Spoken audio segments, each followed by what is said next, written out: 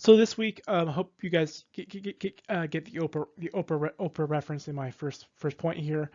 A lot of the executive orders, and I don't know if that's a good or bad thing.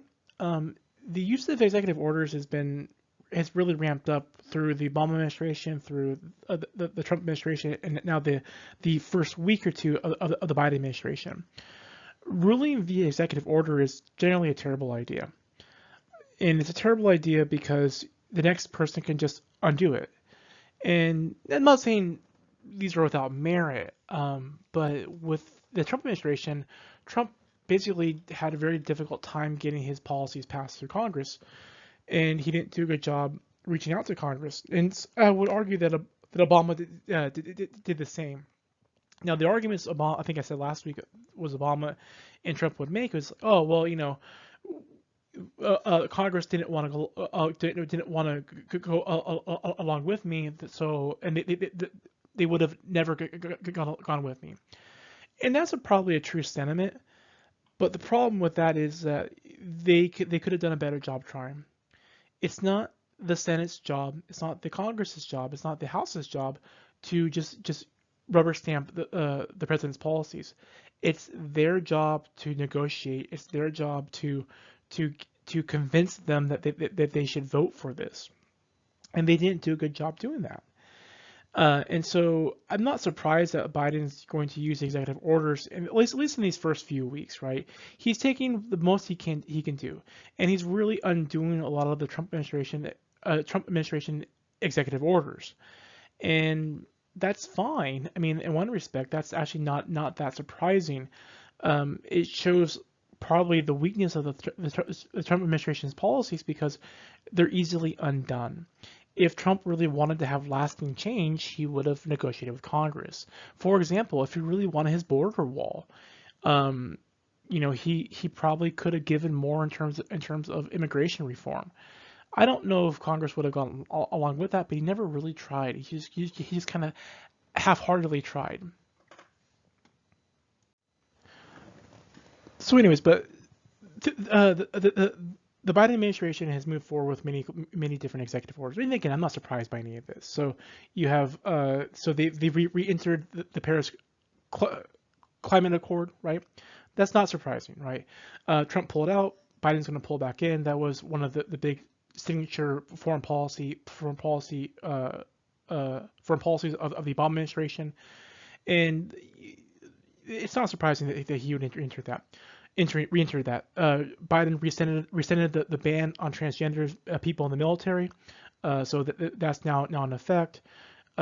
He also did an expansive, changed some other a more expansive view of gender and sexual orientation to include sexual identity in terms of a Supreme Court case. That's going to be a little more controversial and a little more difficult because the Trump administration had read that court case being viewing as gender identity being purely sexual orientation, not identity. Identity. And the problem with that is the law literally states, sexual identity, right? And so the argument against this is that they are legislating beyond what the law states, and there's an argument there. Now, you can make a counter argument that such a closed view of sexual identity it does not keep up with the times, and I think that could be a very viable argument. And so we'll see if this is actually legislated. Biden also took a more expansive, included some more protections for reproductive health through Obamacare and through actually funding this internationally. He also took some action on racial justice with uh, stopping um, private prison contracts, expanding protections for looking at anti-Asian uh, discrimination in light of COVID, and fair housing laws, right? So Biden's done a lot through executive orders in his first real week in office, right? And we'll see more. This is going to be occur fairly aggressively. Now there will be some pushback against this. There will be some lawsuits. Okay, but moving on. There's yet another impeachment. This is going to move forward. Now Trump's a little bit in trouble. He had some lawyers, so a lot of lawyers would not go would not defend him this time around. But he found some lawyers, and they recently left. This puts him kind of in a difficult situation because he because there's some legal briefs that needed to be filed right now within 2 days, and he doesn't have part of his legal team. Um, the the the reporting is that the legal defense team wanted to defend him based upon the constitutionality of an impeachment of a post president, of someone who's not in office anymore, and Trump wanted to make this about the election and fraud. And that's I think Trump should really focus on his defense and not on some fantasy about fraud. As I said previously in the course, I don't see any evidence of fraud. It's mostly a fantasy, and I don't know why he would want to go into this. There is some questionable stuff that looks like it could possibly be throw some doubt on the election, but not enough to sway the election. If you look at each claim of fraud, they are basically bogus. I think One American News Network had a little TV blurb this week about some mathematician who claims that the Biden victory was impossible. I could not find that mathematician anywhere. He's a quote unquote a respected mathematician, but I could not find him anywhere other than on Twitter and on One American News Network. Again, there's a lot of cognitive dissonance going on here. Yeah, but this impeachment trial is set to, I think, go on in a week and a half from now. This is going to be a big frustration to Biden because Biden wants to get his legislative agenda moving, and the Congress is going to be subsumed with this impeachment trial, and I don't know what's really to gain from this, um, um, politically, from a pragmatic, I'm sorry, from a normative, a moral standpoint. I definitely see the impetus, but the Senate is probably not going to convict Trump. I think the real end game for this would probably be to not allow him to uh, run for office. But I don't really see Trump running for office again. I mean, what's he going to run for? Senate, for Congress, for the presidency again when he's even older? I don't see that happening. Um, the vaccine rollout. Moving on. There's a lot of trials and tribulations with this, and the problems are legion, right? Because of the states not knowing how many that vaccines that they're um, going to get. There's protests. There's disparities. There's racial disparities in uh, uh, who gets it, and this is not surprising. The rollout has been aggressive. It's been very fast, and there's been this is we started development of this 10 months ago, and you're trying to distribute this through 50 different states, and that's really hard. And so, right when the vaccines started to roll out, that there was this, they said that this was going to be difficult, and that this would be hard. And so, will Biden be able to change this? To some degree, yes, but these hurdles are not surprising. Okay, moving on. So there's been a big push for Biden to be but by partisan, and I think that's a very laudable goal.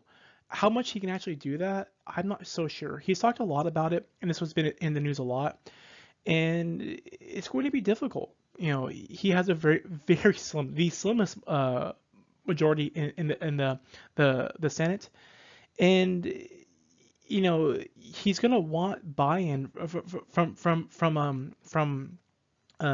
senators from the uh, Republicans. And if you look at, for example, the way that which Obamacare was passed, it was passed purely on party lines. And what that means, it's a very weak piece of legislation. And I think that poses a problem, because what that means is is that it creates the ultimate foil for the opposing party. And so, for example, Biden wants to do this very aggressive uh, immigration reform, but if he does so, he needs buy-in from the Republicans, and he really can't do that unless he has, and if he doesn't get that buy-in, it just means that they're going to oppose it, and it's going to be more divisive. And I think he really wants to push these aggressive changes through, and like, for example, he wants this pathway to citizenship, which is fine in one respect, but if he wants the Republican buy-in, he needs to really push hard to give them something in return. And so passing things purely on partisan grounds is going to really undercut the strength of that law. For example, if the Republicans, if some Republicans had bought into Obamacare, then it would have been a much stronger law. They wouldn't been able to oppose it because it's purely a democratic law. So you really want to have some bipartisan support for any law, because it kind of it says, okay, look, it allows them to say, look, some Republicans have gone along with this.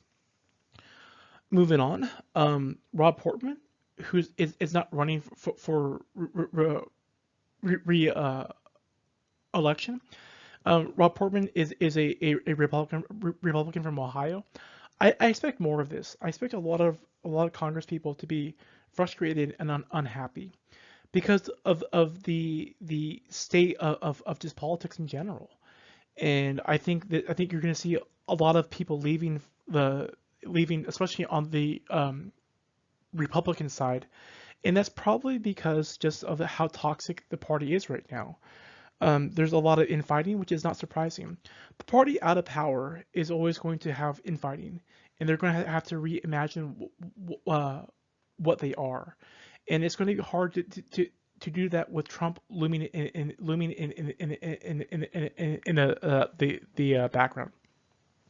So I just post that I point that out this week because not because I have any affinity for Rob Portman or I think he's really important, but I think him not running is important because that's telling us about how where the party is and where they're going to be.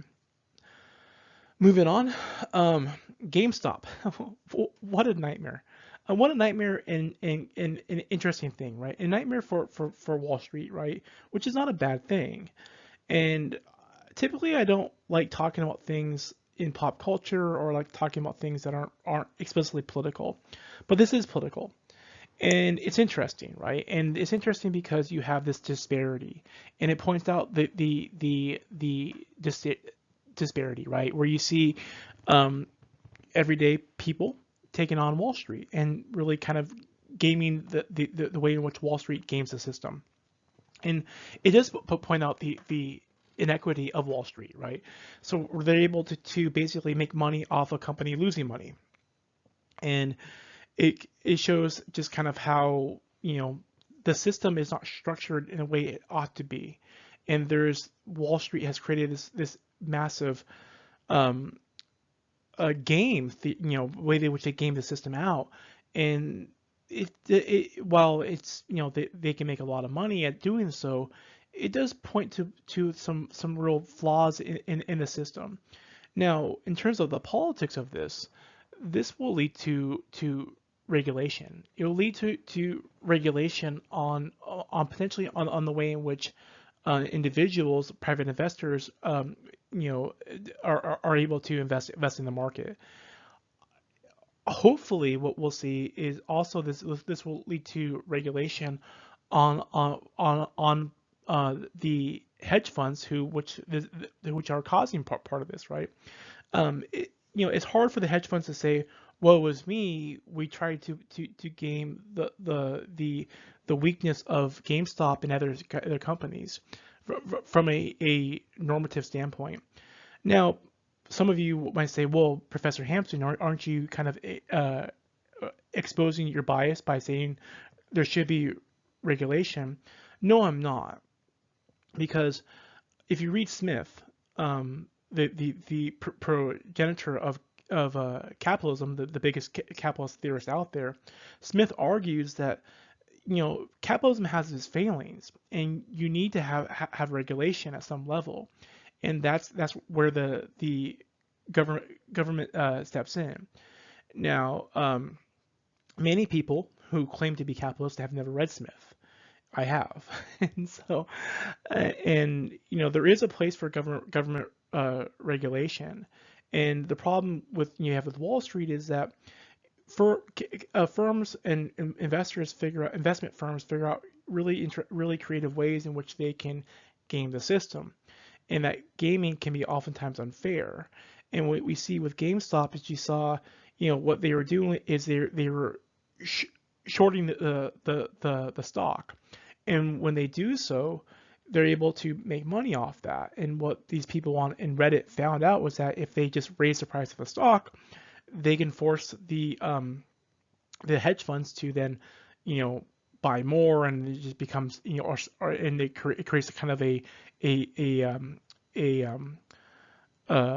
a circular logic, which means it inflates the stock, and then they lose, the investors lose out, and the stock gains, and then the small investor wins. That's a really dumbed down version, probably a somewhat inaccurate version of what actually happened. But nevertheless, what the problem with this, in terms of normative economic theory, is that the price of GameStop is not actually its price right now. It's not actually its actual value, and it's being manipulated. Now, conversely, it was being manipulated by the hedge funds, right? And so what I think really this points out to is manipulation on both sides. And I think what you'll see is the SEC, and at various other regulatory bodies will eventually create new rules by which they can regulate this. Okay. So anyways, so the government will probably eventually step in at some level, and there will be regulation based upon this, and that's not necessarily a good or bad thing. What would be bad if only one side gets regulated, right? And I think this points out, I think there's bipartisan support to point out that, hey, this isn't right, what the hedge funds are doing here, so maybe we should push back against this. Moving on, there's a Texas court blocked part of the Biden immigration order, and this is one of the big complaints that the right had during the Trump administration, is that they always got frustrated that there was a judge who would block Trump's orders, right? And it really was a misunderstanding of how the legal system works. And basically, when a lower court judge blocks an order, or puts an injunction, or puts a pause in executive order, what they're doing is they're not saying whether the order was right or wrong. What they were saying was, hey, does this order cause harm? And if it does cause harm, or potentially cause harm, or does it affect people? Is really what I should say. Does it affect people? Yes. Is that affect so much that it could be irreparable? Yes. Okay, we're gonna put a pause until we can figure out whether it's legal or not.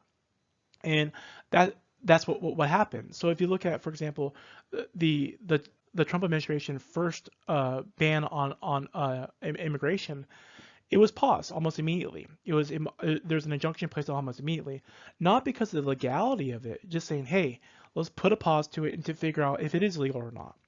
And what would happen was that various judges, various courts have a propensity to be liberal or conservative, and people who wanted to stop this immigration or want to stop that order would shop around and find a court that was more amenable to them. Well, the same thing's happening here with the Biden administration. Um, People who want to block this block this order, block this pausing on deportations is what Biden wants to do. They shopped around, and they found a court in Texas which is more amenable to them, right? And so that's what's happening. It's not ruling on the legality, just saying, hey, let's put a pause on this until we can figure out whether it's legal or not. This is the process. So for the people who were cheering the pausing the courts under the Trump administration, well, you know, turnabout's fair play here. And for those people who complained about the courts under the Trump administration, well, here you go, right? The courts are going to take are as unbiased as they possibly can be, and they're going to take this up in a way that says, hey, look, is there harm? Is there standing here? If there is there potential harm or potential effect here? Okay, well, we're going to put a stop to this right now. Okay, so this is not surprising. We will see a lot more of this throughout. Moving on, Dominion is suing Rudy Giuliani, and they're suing him because he's made a lot of statements about them, and statements that they claim are untrue. They claim this is defamation libel, and you can't say things intentionally that are untrue. Now, many on the right are cheering this, saying, well, there's going to be discovery, well, not, and that might be true. I think what Dominion's probably trying to do is make sure that people don't say negative things about them, and the threshold for libel and defamation for a public figure, a public entity, is quite high, and it'll be interesting to see if Giuliani can back up his claims. I doubt he can. The claims they're making about Dominion are quite bold, and I'm not sure if they can actually back those up. So it'll be interesting to see if they can. So that's it for this week. Apologize about the stutter this week. Usually happens when I'm really tired, and I'm very, very tired today. So my apologies. Hopefully it won't get too bad. And it's kind of a cyclical thing, because if I start doing it, then I get nervous and I start doing it more. So it does clear up. You saw it did clear up later in as I was talking. So my apologies. Hopefully it wasn't too bad. So I'll talk to you all next week. If you have any questions or concerns, please let me know.